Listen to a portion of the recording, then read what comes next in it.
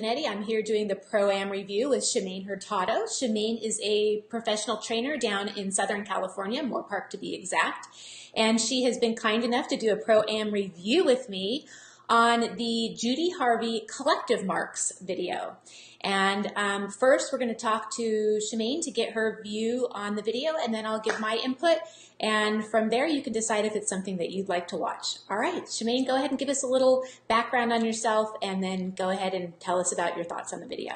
Hi, I'm a bronze, silver, and gold USDF medalist with obviously USDF, and won several championships at all levels and musical freestyle, which I really enjoy. And I have a pretty good training business of my own here in Moore Park, California. So I think that's about it. Okay, so talk to us about the video. What did you like? Did you not like? What did you get out of it? Was it applicable just for professionals in your opinion, or also for amateurs? Tell me a little bit about that. I thought it was applicable to most people riding dressage. It was all levels. It was just on the pieces, Judy Harvey, just on the pieces of your collective mark score.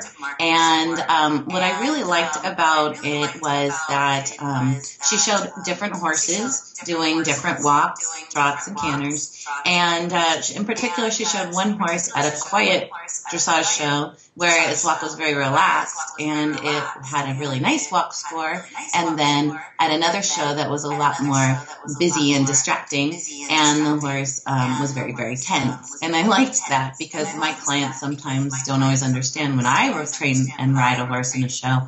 Well, why didn't it get a great walk score? It usually does, you know. And so I thought that was really important for people to be able to see. And I thought that was a great demonstration. And she had a bunch of other things, like one horse had a slightly off walk with the hind leg because it was tense and it wanted to go. And it wasn't that it was lame at all. It just wanted to get going. And so it was like, come on, let's move. So a little different step. And then when it was relaxed towards the later on in the ride, it was beautiful. So some of the things that I liked. Okay. You know what I really liked about the video? It was great on the walk, trot, and canter. She picked some great horses out to show us to be able to demo that. So I really appreciate that portion of it. And I think it's so powerful because as an amateur, often I used to wonder, and still often do, well, what does a 6 look like versus a 9? And, you know, if I'm sitting there watching, I may go, oh, that looks pretty much the same to me. I mean, yeah, that horse has a little bit more over track or is stepping under a little bit more, so I can understand that. But, you know, it's not a difference between a 6 and a 9. What are they seeing that I'm not seeing?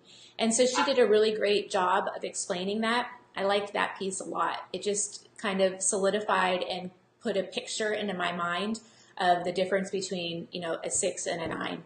And by the way, she never says 9, I know, but she says 8.5. Right. So we'll just go 9. But another great thing that I loved was that, like in the canter, she showed a really great example of exactly what they're looking for, which is, you know, the uphill canter, the balance and the regularity. And she also gave an exercise, and you can see her using it multiple times in those videos or commenting on it multiple times. And the one key exercise that she keeps mentioning that's going to help the gait score because it brings them uphill and it provides the better balance and a more uphill frame was the counter canter. Right. And I love that. So she gives a little tidbit of kind of what she uses to better the gaits also. Right. So great video.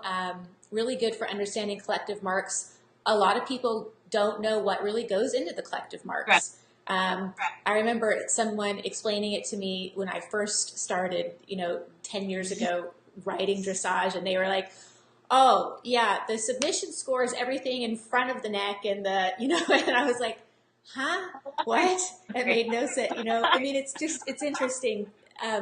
So I'm excited to bring this whole series to people to explain what the collective marks are, because I think it will give a lot more solidification as to what we should be trying to achieve.